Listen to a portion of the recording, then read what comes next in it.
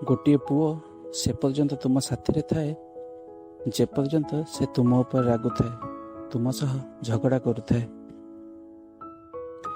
निज राग बेले किछि भाविबा आगु से सब कथा कहीदिए जहाँ ता हृदय रे थाए,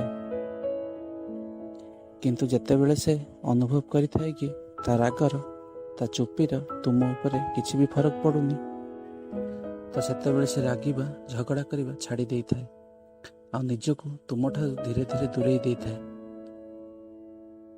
आ झीटी भाबुथाए कि सबकिछि ठीक होईगला। से बुझीपारेनि कि पुओटी अचानक शांत कौन पाई होईगला।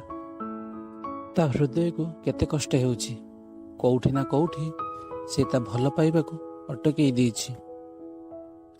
पुओटी तार भल पाइबार फिलिंग्स को भी अनुभव कराइबा छाड़ी देइथाए।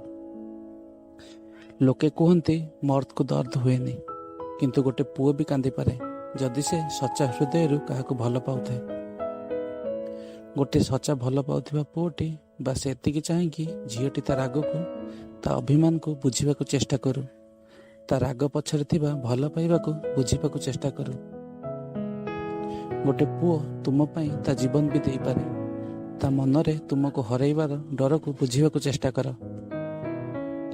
पुओटी एते सहजरे कांदी न थाए, किंतु जदि से तुम पाई कांदी पारुछि तो जानि रख तुमे दुनियार सबुठारु भाग्यशाली मनीष।